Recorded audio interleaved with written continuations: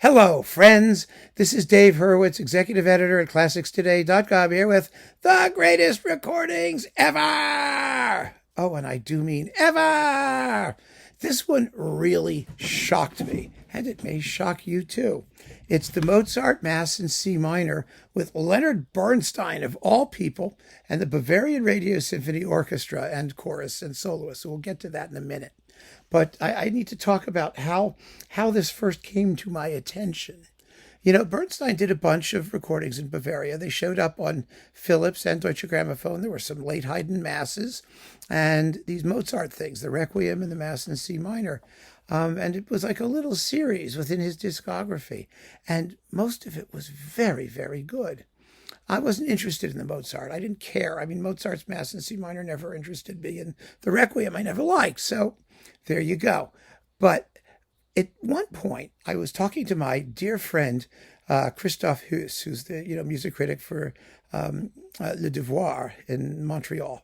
And at that time, he was the editor of Répertoire magazine and a member of the jury of the Cannes Classical Awards. And one of the things that Répertoire did in a way only my good friend, buddy Christophe could do, with his absolutely encyclopedic desire to cover all the ground in the universe. He was as crazy as I was. A wonderful guy and a fabulous critic. He used to do repertoire surveys in Répertoire magazine, where he and a bunch of the critics for the magazine would get together and they would go through every single recording of something in the universe to decide which was the best one. And they were blind listening. It was blind listening. It's the way to do it, really. You get a bunch of people who know what they're talking about in a room, and you make them listen to 400 recordings of something, and then they rate them. And so they did a recording of the C minor Mass. Now, Christophe was much more of a choral music person than I was, because he sang. He sang in some major symphonic choirs, I mean, under people like Giulini and whatnot. So he knew his choral repertoire. And he brought the gang together, and they decided to do the Mozart Mass in C minor. And the recording that came out on top was this one. And when it was revealed, everybody was shocked. I was shocked. I mean, Leonard Bernstein? And this is in the heyday of the period instrument stuff. Everything was happening on period instruments. And this is the one that came in number one. You could have knocked me over with a pin when he told me. I mean, I saw the issue of the magazine. When it came out, he said, "You're not going to believe this." But this and the Bernstein Mozart Requiem, which is equally fabulous, actually. Bernstein's Mozart was never known for its period bona fides, nor was he known particularly as a Mozart conductor. I mean, his Vienna Phil Mozart symphonies were very, very beautiful, but some people found them overly romanticized and heavy-handed and, a little self-indulgent. Self-indulgent is always the word that comes to mind with Bernstein, but he really wasn't. I mean, that's a whole nother issue that we need to talk about. He wasn't self-indulgent when he played Haydn, and he wasn't self-indulgent when he played Mahler. He was faithful, is what he was. And if anything, he could be almost a little bit pedantic. He could try and make a point with too much obviousness. But that's not the same thing as self-indulgence, not at all. So he was a dedicated servant of the music throughout his entire career. So in a way, it wasn't too surprising that this is as good as it was, but in another way, it was totally shocking because it's not repertoire that he was known for. But here it is. Here it is, and you get the Ave Verum Corpus at the beginning, and Exultate Jubilate with Arlene Auger singing fabulously, the soprano part in that, and you also have the Great Mass with let's see who was singing: Auger, Frederica von Stade, Frank Lepardo, Cornelius Hauptmann, and they're all splendid. It's a 71-minute CD. So it was a great deal when it came out. I mean, I didn't buy it when it came out. I didn't care. I didn't do anything until it appeared in Repertoire in France, and Christophe talked about it, and then I went and grabbed it and went, "Wow!" And it sold me on the work. Now, you have to remember, the Great Mass in C minor, which is what this sort of is called here, K 427 or 417A, is incomplete. It's very incomplete. I mean, there's a bit of a Kyrie, most of a Gloria, 11 minutes of a Credo, and then 8 minutes of a Sanctus Benedictus, and that's the whole deal. And not even all of that is absolutely complete. And so it's somewhat like the Requiem.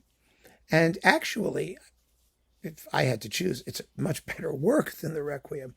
I think it's a more affecting work than the Requiem, and it's written on a much larger scale. If Mozart had finished the bloody thing, you would have had a work probably on a par with Bach's B minor Mass. I mean, just a big cantata style mass with solos and duos and fugal choruses. It's Mozart's homage to Handel in many respects. That's how a lot of people look at it. And it has thrilling moments. And it's a deeply serious piece, which is why Mozart never finished it, of course. Mozart didn't finish it because he was the world's least spiritual composer in many respects. I mean, he just was not interested in sacred music for its own sake. He was interested in expressing human emotion in vocal music and the operatic texts that he had and the words of the Mass, even in his Missa Breve that he wrote in Salzburg. We sang a few of those and whatnot. And, they're charming and pleasant, but great exemplars of sacred music? No, and he hated doing them. He just couldn't stand it. The Credo Mass by Mozart, the one that goes, Credo, Credo, in unum Deum Patrem omnipotentem factori. I can sing the whole thing because I did. And, one of the things that was so funny about it is that you can see him having fun at the expense of the Archbishop of Salzburg, because, where there's normally word painting, for example, descendit, Decellis, he descended from heaven, and usually there's falling lines. And so Mozart pays lip service to that. It goes, descendit, but the line rises. The words descendit, you get the descending thing, but the setting goes from the basses to the sopranos. It goes, descendit, descendit, descendit, descendit, things like that. Et unum Dominum, one God, like breaks into 8-part harmony. I mean, he does all these things to try and fool around with the words in a way which is extremely irreverent and rather funny, actually, if you know what's going on. And so it's not a surprise that he didn't finish this, because it was clear that the work itself would have not admitted any of that kind of tomfoolery. It's a grave and grand and deeply felt piece, as much as he did. And I think he did the easy parts first, the parts that he really felt. The easy parts for him, if you know what I mean. He did them in a way that he felt, was on the scale that they deserved, and in a style that, was the most affecting. And then he just gave up and said, the hell with it. So a controversial piece in a way, hard to place in Mozart's, life's work as a whole. And this is just one knockout of a performance.